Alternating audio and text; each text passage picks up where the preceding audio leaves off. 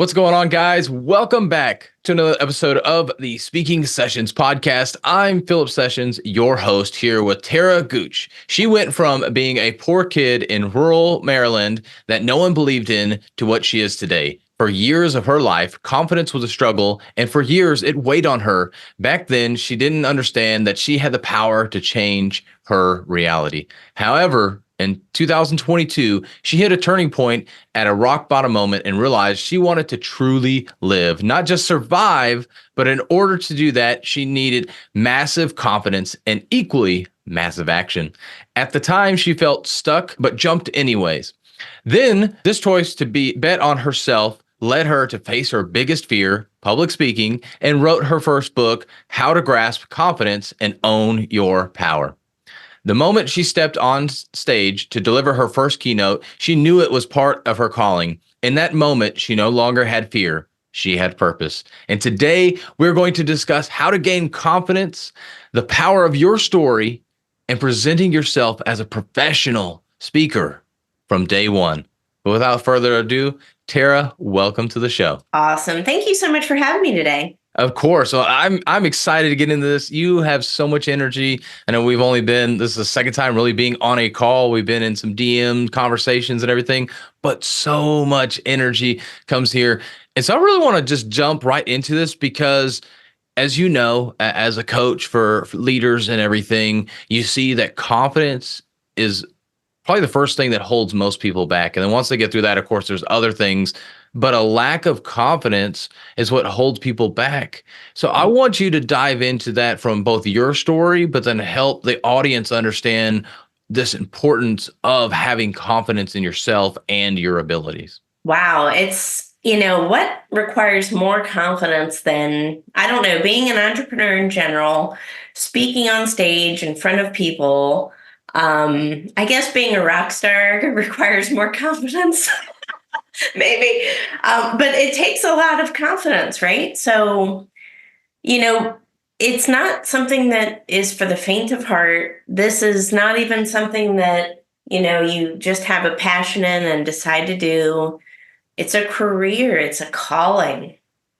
And I want to emphasize that because when you find your alignments in life, when you find your strengths, when you align with your purpose, you gain confidence. Even if it's something that's a little scary at first, even if it's something maybe you've never done before. It's through that action and just aligning with something that is naturally fitted to you. And this goes with speaking, it goes with anything in life. Sometimes those things are a little scary. Sometimes you don't want to do them, but you do them and you feel like a transformed person. That's what speaking was for me. And sharing that story was a big part of that. And I did that in my TEDx talk that I recently delivered as well in England. It took a lot of confidence and self-belief to make that happen. So that goes with any profession, but I feel like speaking is definitely one of those professions where it requires just a tremendous amount of confidence, don't you think? Yeah, I completely agree there that if you don't have the confidence, you're not going to change anybody's mind. They're going to question the whole time. Do you even know what you're talking about? Do you even believe in what you're talking about? And so knowing and believing are huge things that people need to see in you. And that confidence is what helps bring that out. I mean, I like to relate this with sales because we think about that a lot. And a lot of people also fear sales and feel like they're not great at sales. Well, if you don't have confidence in your product or your service and you're trying to sell somebody on that, or you don't know it, you don't believe in that product or that service, most likely people aren't going to buy from you. And so the same thing, they're not going to believe or trust what you're talking about if you don't have the confidence in yourself, if you don't know what it is that you're talking about, and you don't believe in what you're talking about. And I know we could go, actually, let's go into this because I'm sure you've had to work with leaders. And one thing that just kind of comes to mind with leaders when you're working in a corporation and they talk about core values and they'll bring up these different core values and you can just tell that They're just saying them because, oh, this was some training we went to. HR told us we should talk about this. And so I'm going to bring them back and talk about them like this is some new great thing that nobody knew about. And and then nobody buys into it. And they're probably scratching their head. They can't understand. Well, I went to this training. I'm talking about it. Why aren't people following what I'm talking about? So would love let's go into that. I think this all kind of ties into that confidence, that belief in what you're talking about, and then really kind of going into leadership and starting to talk about something. Absolutely. So I have a keynote presentation. I've also turned it into a 5-week workshop where I go into corporations and teach them confidence. It's 5 steps, but I break it apart into not just here's your core values, talk about them. This is like a deep dive into one personal development, and then we work on that first, and then we work on being a leader of a team. So it's built on a foundation of trust, because trust leads to growth. In Mm. trust, in business, what is more important in business than trust? I can't think of much else, right? Nah, even in relationships, just And like my intimate relationship, if there's not trust there, what do you it's have? no good. Have nothing, right? Yeah. That's the power of confidence. And Mm. it's not just someone in your on your team's perception of you as a leader. It is, but it's also the external stakeholders, right? Everybody within the organization. If the leadership team lacks confidence, and they do, I promise you this, because why else would we have toxic leaderships? Why else would we have high turnover rates? Why else would we have a lack of training and education for new hires and up and coming managers? There's a lack of confidence, and it starts from within. And you know this, in order to be a leader of many, we first have to be a leader of one. So I focus on that thorough personal development and really challenging people's perception. It's, again, this is not, confidence is not an external showy behavior of some bravado. That's not what I mean when I talk about it. When I say confidence, that is someone else's ability to trust in you and believe that you are competent. Mm. But it's also a feeling that they get. It's a residual, resonating thing. It's an energy, it's a vibe. Yeah. You can feel it either way. And I promise that a leader that is more confident, is more trustworthy, has higher retention rates, trains their people better, is more emotionally intelligent, more empathetic, because they realize that it's outside of them as well. And they want others to succeed and bring them up together. Yeah. That's a confident leader. And you brought up a word that I wanted to ask you about. So it's funny, we're right in line here. But you brought up competence. Ooh. And a lot of times when we think about confidence, we feel like we need to have that competence. But then sometimes we see these people that are somehow they are just so confident in themselves, but I'm more competent than that person. Why are they getting all that credit? Why are they the ones that are moving up the ranks in the corporate ladders and everything? Because they don't know that much, even though they do have the confidence.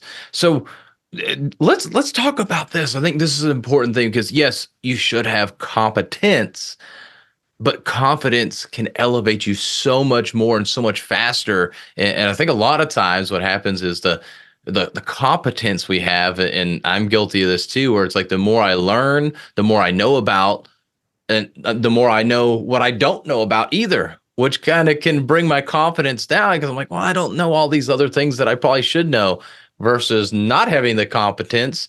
Your confidence is a little bit higher and everything. So I would love for you to kind of dive into this on the comparison between competence and confidence and how we can marry both of these to help us be able to grow forward as a leader and as an individual. Absolutely. You know, the funny thing about competence and being an expert is we think it takes a lifetime. The thing about being an expert is it's a lot of consistency, and it's more habit. It has more to do with habits than it has to do with almost anything else. If you don't have a genius IQ, it's okay. You don't have to. It's not necessarily people that are geniuses that get the most amount of money, the most amount of whatever it is, the most amount of success.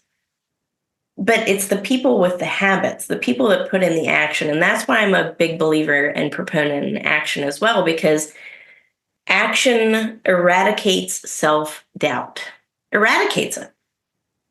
We can think ourselves into oblivion. And a lot of leaders do, and a lot of companies do. No amount of thought replaces action. It just doesn't. And, when we put in that action, guess what happens to our level of competence? All of a sudden it increases. And this is inarguable. If you go to the gym, for example, and you're a beginner because you're just starting out and you're just learning, it's going to take some time, right? It's the long game. But eventually, after a year, you could be so far advanced that you could potentially be drawn to personal training someone, for example. So it doesn't necessarily have to be a huge, long gap in that process. It just takes a lot of consistent effort and activity because, again, we can think ourselves to oblivion, or we can put in the action and the work. And we're not going to be an expert in the beginning, but I promise you, with enough action and repetition, that eventually you will be. And then you pair that with confidence, because you're building your confidence while you're putting in your action.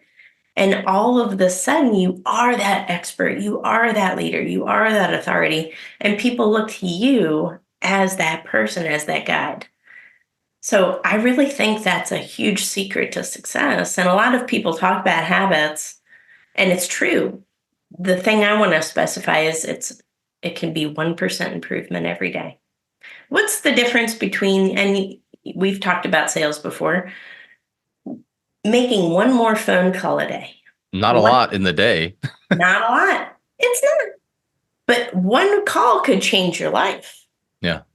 Again, it's the stacking of behavior.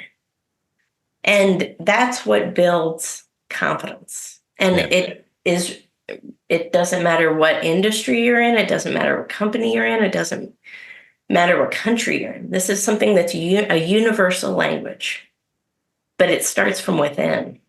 And we have to have that self-advocacy and accountability as leaders, that we want to make that change. And we recognize that it requires some measurement. Yeah. And that action is so important. And I think about like getting ready to run a marathon, like you're preparing. And yes, you need that preparation. But if all you do is you go and research and what are the best shoes, what are the best little the little slush things or whatever those gooey things are that you're supposed to eat throughout because of your body basically breaking down because you're exerting so much energy and all these things. And all you do is continue to prepare, but you never take action. You don't know what things you actually need because you may find something that's bizarre that you would never thought like I would ever need this. Oh, maybe I will need it. And then come to find out like you really didn't need it. So you really have to go take that action to learn what it is that you do and don't need. But then through that action, you're going to learn. But the other side of that is that now, because you actually have trials and errors and tribulations, if you will, those are stories that now you can share. Is once you learn how to run that marathon, once you learn what it's like to go from not being a leader to being an excellent leader, you can talk about that journey that you had. And now that's your story that you can share with an audience. So let's dive into stories, because your story is obviously different than mine. And we have some similar topics that we talk about and we're passionate about. But the people we connect with are different because you and I are different. Our stories are different. Our upbringing, there's all sorts of things that makes us uniquely us, that makes us capable, competent, and confident to speak to a crowd even if it is on the same subject. So let's talk a little bit about the power of our own personal story. Oh, one of my favorite topics. You know, I will say this. I was afraid to share my story for a long time. I think a lot of people are. We fear judgment, we fear ridicule, we fear what other people's opinions are gonna be of us. And it can get you stuck in that pattern of thought. But you know what? I've learned this one powerful thing.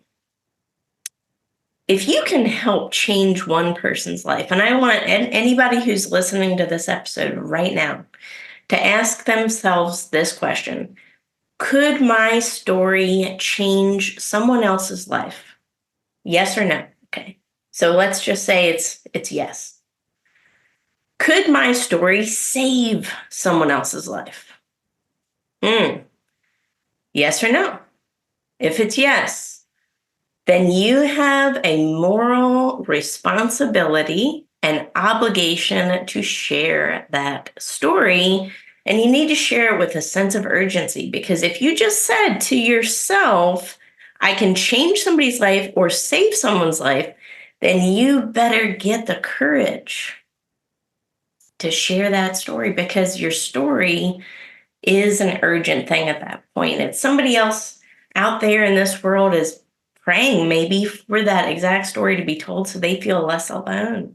Maybe so they have the tools, to see that they can surpass whatever obstacle they're in their lives. I want to So, point out real quick, you said somebody, not everybody. And I think yes, especially as beginner speakers or even people that have already spoken a little bit and they want to speak more and in front of more audiences, they feel like they need to impact everybody. No, it's just about one person. yeah, Hopefully, and most likely you will impact more than one person, but focus in on that one person. So absolutely. Yes, for sure. And you know what? There's always one. Anytime you give a keynote presentation, or even if it's a virtual presentation, you give it and you share a bit of your story, which you should do, have storytelling in anything that you do, because that's ultimately what ties someone else, that somebody else, to you. And it's felt on a human level, a heart level, almost a soul level. And you get that one person afterwards who runs up to you and says, "Oh my God, I just bought your book," or "Oh my God, your story was so powerful." They may have forgotten everything else, but they remember that one thing, because you know what? Since the dawn of humanity, we've been gathering around the campfire and listening to the wise people of the village share stories of their ancestors. And it's something that really binds us as people and makes us going back to trust that person.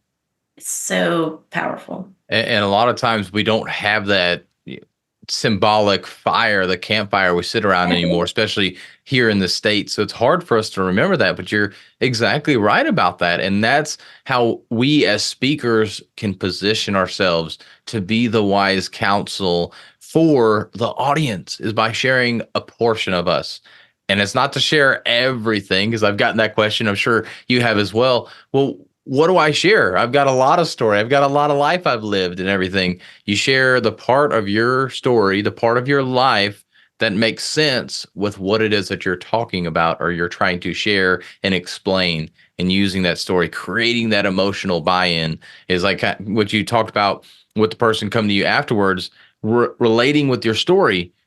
They relate it with your story because it was an emotional trigger for them. It had nothing to do with the fact that, oh my gosh, this was uh, groundbreaking information I've never heard before. No, it was an emotional tie-in for them that made them feel connected to you. So it's about creating emotion and not necessarily facts and figures and data. Exactly, exactly. And people do business with other people. People buy from other people.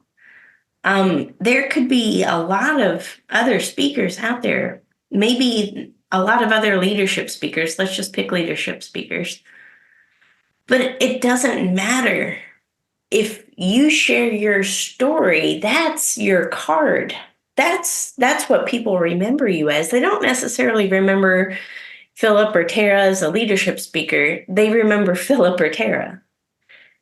That's when you get that real fan base, I feel like, and that Yeah. real loyalty. Do you see what I mean? It's beyond the stage at that point. You're into their hearts and minds, I feel. Yeah, I like to use an example of ice cream. Like, you don't hear about people being passionate vanilla ice cream lovers. You hear like Rocky Road or pistachio. You hear these things and you hear some passion through that. But most people, they don't say, "Oh, vanilla is amazing. I just love it so much," because it's just a basic flavor. When you add additional stuff in there, you have ice cream obviously as the core, but you have other things in there. It becomes this unique thing that people can attach to. So Yep. us using our story helps us be unique and be different, be differentiated from the rest of the speakers that are speaking on leadership, let's say, or whatever it is. And I would love to hear an example, because I can hear some of the leaders now that are listening in. They're like, well, I get that when you're on a stage at like an entrepreneurship event or a business event or some kind of conference, but what about when I'm there, whether it be a boardroom or it's just a team meeting or something, and I'm leading a team right now, whether that be in person or on something like Teams or Zoom or whatever? How do I bring some of my story in order to get that buy-in from my team members? Ooh, I love this question. So many team members, again, if you're a leader and you're speaking to your team, let's say, they're looking up to you as a leader, and maybe they have only seen you at this one position. Maybe they've only ever known you as a CEO or as a VP or as a other C-suite member, right? But you can share stories about your past failures in your career. You can share, it doesn't necessarily all have to be personal, but you can talk about some of these failures that you've had, and it makes you appear a lot more human to them. Early in my career, or when I was in college, maybe a brief example of that, I changed majors 3 times. My parents were gonna cut me off, right? Something funny, something with a joke. Make yourself appear more approachable, more human, because they've had failures too. And the thing about failure, we've all been there. And if anybody says they have never failed, I just don't believe it. It's another thing, it's a sharing of a story, but not getting too personal. And it's still in a professional setting, right? So you can talk about these things, and it makes people view you as more approachable, more likable, more trustworthy, because you're sharing not only the good stuff. And I think anybody can apply that. It goes with personal branding, it goes with content creation on social media. It's not all about sharing the best highlights of every moment. It's about sharing what the whole package is. And the whole package has some bumps along the road. The whole package has some trials and tribulations, but you know what? That's what makes it what is today. So let's embrace that whole package kind of mentality, and not just all the highlights. What made us get here is just as important. Yeah, and talk about building up confidence in your team. If you show some of the scars that you have, it builds up so much confidence. And I think of two different scenarios. One, we see the highlight reel on social media all the time from everybody, every influencer out there. And if you're just comparing that highlight reel to your life, that's not a highlight reel, there's all these bumps in the road, you're going to lose your confidence. And so the same thing for your team. If all you're showing is the great things you've done and talking about how great you are, they're going to lose confidence, because in the back of their mind, they're thinking, man, I've messed up before. I've sent out an email before I should have. I've had typos. I've failed on a project, whatever it may be. They've done things that didn't work out. And so now they feel like they can't ever achieve where you're at, because you're the leader, and most people want to emulate their leader. And so showing those bumps in the road will help out with that. And then another example is the life of a billionaire or a trillionaire. I guess we're not quite there yet with people being trillionaires yet, but billionaires and the life they live, it's just like, whoa, you decided you wanted to, like, there's a guy actually local to me. He was talking, and he's not a billionaire, but it was bizarre to me that he's like, yeah, I took my son for breakfast in Colombia, which is it's probably about an hour and a half, 2 hour drive from here, but he flew there. He's like, we went there for breakfast one morning. And I'm like, just blown away. Like that concept is crazy. That, or maybe it was Charleston. But anyways, he went several hours away by plane real quick for a Saturday morning breakfast. And I'm like, what? Like, I'm just getting up and making some breakfast for my daughter in the morning and calling it special because we had bacon or sausage or some pancakes and stuff. But he's got this whole different life. And so when you're showing this life that's super special, you're showing these things that are beyond what most quote unquote normal people do, that makes it hard for people to relate, and really just goes back to sharing only the good things about you, only the highlights. People can't relate with that. So show the bumps in the roads so people can relate with that more and feel like it's something a little bit more realistic, but also show the good side too, because you want people to strive to be better also. So you really have to blend both of those together, but that really breeds confidence when you're showing both sides. Absolutely. And you have to, that's why it starts with self-leadership, because you have to lead from within, right? Nobody will follow a leader. Just like I wouldn't necessarily hire a personal trainer that has always been fit. I want them to know a mentality of what I'm going through. Yeah. Right? So that when I talk to them, they have an empathetic understanding. Mm. This same thing applies here. So in leadership, in speaking, writing a book, just being on social media, whatever, showing that whole journey and being vulnerable and open enough to do that does require some confidence, but people will follow that energy and be guided by it and inspired by it. And it's about showing others what's possible for them. At the end of the day, that's what people need, is that leader who shows them what's possible for them based on their own actions. And so besides your book, How to Grasp Confidence and Own Your Power, what are some other things that you would give that leaders can use to build up some self-development within themselves to grow as a leader and individual? For me, the first foundational step is gratitude. And that's why it's my first acronym in my book. Gratitude, it's so foundational, but it'll change your life. In leadership, if we don't appreciate our employees, if we don't express gratitude for them, how long are they going to stay? Probably not long. Now, leadership is not just about being a leader at work. It's about being a leader at home and in all aspects of life, but also being a leader of yourself. If you don't have gratitude for yourself and how far you've come, how could you be grateful for anybody else? If you're not grateful for your family and appreciate your family at home, why would it be different at work, and vice versa? So this is like a holistic approach, starting with a gratitude mentality. And it's really transformative because, when we talk to someone else, for example, information goes into the ear of that other person, goes from the base of our brains and travels through our limbic system. Now, the limbic system is an area of I feel here. So it's emotion felt.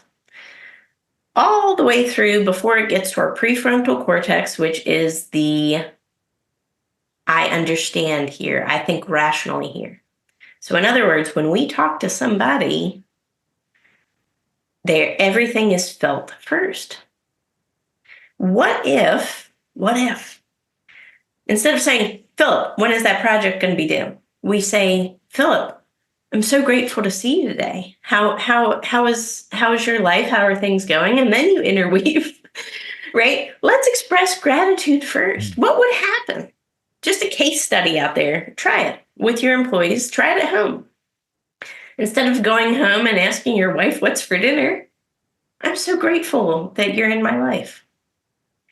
Now, when you say that and it's felt, she immediately has a perception of something good coming.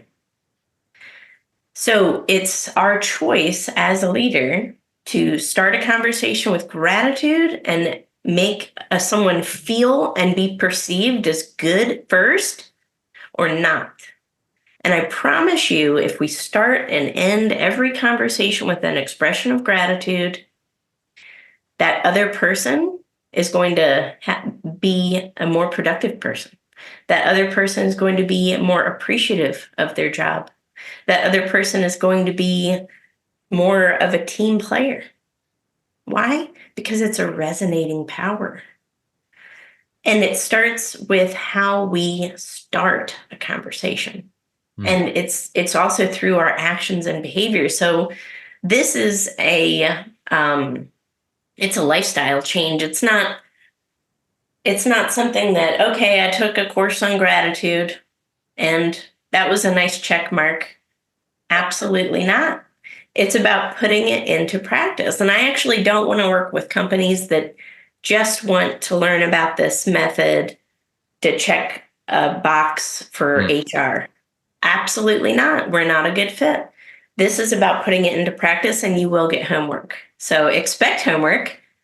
And then in 90 to 120 days, I expect results back saying decreases in employee sick time, increased employee satisfaction, increased employee productivity, improved happiness at work, more collaboration.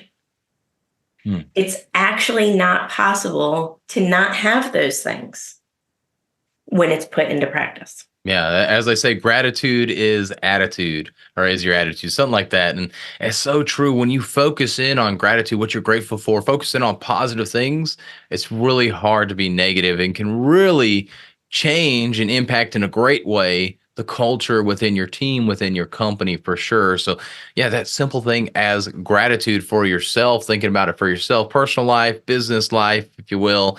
And then this is something actually I'm getting ready to start implementing with meetings that I do as well. Is like, hey, let's one thing of gratitude. Get a couple people.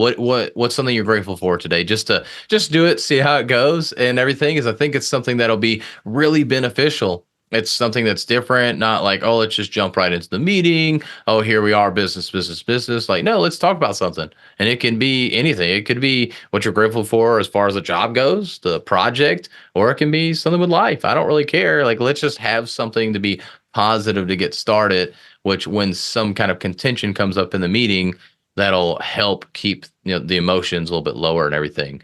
Yeah. But we've talked a lot about confidence. We talked a lot about leadership and everything. But I want us to get to the last thing that we want to talk about here, which was being professional, or being professional speaker from day one. And speaker, whether that literally be on a stage, which is what we think about, or be there in the conference room or boardroom. How do we start to present ourselves in, maybe even before that, because we were talking about this a little bit offline, like how do we make sure that we're, if it's giving information ahead of time or whatever, how do we make sure that we are professional from day one on all aspects of what public speaking is all about? Oh, love this question. So passionate about it. There's a saying, be ready so you don't have to get ready. That's become almost a mantra for me in speaking, because TEDx is a great example. A lot of professional speakers apply to a TEDx opportunity and have no idea about the brand of TEDx. They have no idea what they're even going to talk about. They think they can get in based on credentials or experience alone, and it's not the case. So being a professional means doing your research. It means aligning yourself with the appropriate people. I'm not everybody's speaker. Everybody is not for me. I want to speak to the right audiences so that I can have the most amount of impact. So it from day one, you have to align with a real intention. Who do I want to serve? Who can I serve from my highest position? Who can I add the most value to? What do I want to do? What am I passionate about? What makes me differentiated in the market? Because it's not about just being one of a number, it's about differentiating yourself from day one. What are your special characteristics? And then creating, a digitization of your personal brand that exemplifies that professionalism from day one. So you have an updated website. Your marketing collateral is up to date. It's professional. It's clean. It's organized. It's intuitive. It's easy to follow. Your offer is clear. You know what speaking topics you're going to present. You have an outline prepared, right? Because what if you get through that first barrier with somebody and then they ask you for, let's say, a highlight reel, but you don't have a highlight reel? They're not going to think you're ready. So that's why I said at the beginning, be ready so you don't have to get ready. And the best thing you can do is make sure you invest in your brand as a speaker, make sure you have things already in place. And if this is something that you're serious about doing, then you're going to make that investment. Otherwise, you're going to be speaking for free for a very long time, if not ever. And you're going to wonder how other people are living their purposes, speaking on stage, and you're not. Mm. Don't waste your time. Take it seriously. Take it very seriously. Yeah. And what are some common things that you see? I'll give two here real quick that I see most people. One, they don't have a professional headshot. And it blows my mind that you don't have anything that you look even semi-professional. I get a lot of us aren't going out and taking professional headshots, but if you're trying to get on stages, podcasts, whatever, you need to have a headshot and you need to have a bio. Those are two things that are very important, very basic. But what are some other things that you've seen from the stages you've been on and the corporations that you've been to speak that they tend to ask you for these list of things so our audience can take that list and hopefully start working on that? Yeah, absolutely. So if you're applying to a speaking bureau or anything like that, they're going to ask you for a couple of things. They're going to ask you for a celebrity speaker kit. This is like your full menu. So it's got your bio in there. It has a lot of pictures, proof of performance. So, i.e., pictures of you on stage interacting with an audience, for example, a variety of pictures. It could be press releases as well. So, have you been in the news? Have you been in a magazine? Putting those collateral in there as well. It should also have your contact information, your speaking programs, the full menu. So think of it as your full page, everything with everything that you've got. Maybe it could be 10, 17 pages. It could be a long thing. It's a book, right? PDF. Then you're going to have something called a speaker one sheet. This is a condensed menu. So it's your speaking topics, contact information, a brief bio, a picture of you on stage potentially. You can have press feature icons, so condensed. You also need a professional website with speaking offerings. You also need brochures would be helpful so that when you go to a speaking presentation, everybody gets a brochure. They have something to take away with them. There's a lot of marketing that goes into this, but you also need an online presence, a professional brand. LinkedIn is a great resource for that. Spending time just engaging with people, building up your network. Again, your LinkedIn profile is a landing page too. It can be, it should be. It only acts as a landing page if it looks like it could be. So again, this professional brand, when we approach a speaking career, just like anything else, we only get a couple seconds at a first impression.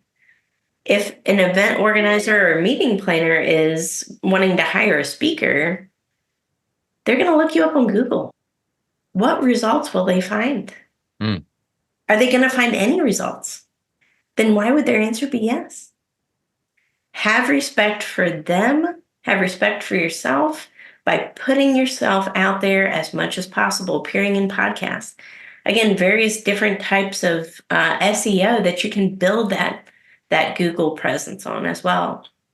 So there's ways to do it and not spend a ton of money, but you have to be ready and get some collateral ready so that you have this digitization of a personal brand that they would know, like, trust, and buy from. Yeah, and this obviously isn't I mean, this is a great list for sure, and I'm sure there's other little things you'll find along the way. But to go what we talked about near the beginning, you have to start taking action. Yes. Yes, start preparing these things, but you also need to take action on the other side of actually going out and asking to be on stages so you can get the opportunity. But through that as well, you'll see, oh, they need this, this, and this. Okay, well, that's probably my priority to get if I don't have it right now. But yeah, definitely go through this list and start doing those things. Like I said, very first thing, I think I'll add website to that. So have some kind of website landing page that people can go to. Minimum headshot and bio. If you do not have those two, it, it's gonna be very hard to get on stages because having those things and be able to send them over very quickly. One thing I do from a personal perspective, I have it in Google because I get on a lot of podcasts and people will have like, hey, share anything we need to know. Here's a Google link, has all the information you need. Social media links, my bio, my headshot, anything else that you're going to need, it's all in there. And then I usually share my website as well because it's got a lot of information there also. But it gives everything there in one spot using one link. Can't tell you how many times I've had people, I have to hound them and get this and get that and the other just to get all the information. And it's like in so many different spots. Make it easy on the event host or event coordinator as well when you are sharing that information also, and be proactive. Take that action ahead of time and ask those questions too. Hey, is there anything else you need? Can I help you out with anything else? What else are you looking for? I've got all these things for you, but just be proactive and communicate. But Tara, this has been a lot of great information. I appreciate all that you've shared. And I want to get to our last question here. I think we've already kind of hinted around this, but if you could only share one message for the rest of your life, what would it be? You are made for more than you could possibly realize. And it doesn't matter what circumstances you've had in your life, what your past looked like, what your present looks like. If you believe in your heart that you're made for more, then you probably are. And if you believe it, you can achieve it through this self-work, this action, and with enough sustained confidence. So you know what?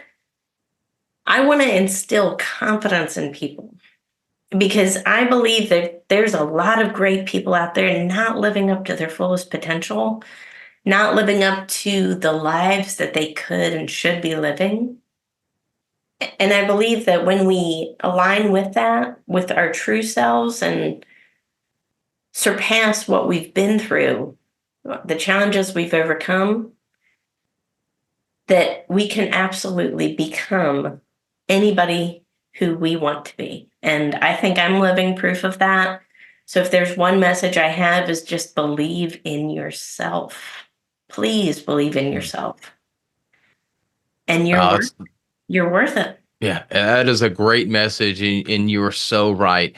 Having that confidence will change your life tremendously. And I can speak from experience as well. Tara, appreciate you coming on and sharing this value.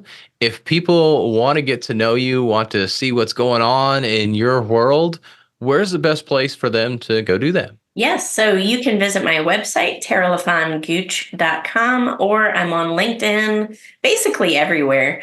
But check out my website. It's got all my social media links on there as well. And my TED Talk. Check that out because that's a good one. Awesome. So just basically Google you and you're going to come up with the first 1,000 searches. That's right. Awesome. Yeah. Well, Tara, this has been great. And thank you so much for coming on the podcast. We really appreciate it. Thank you.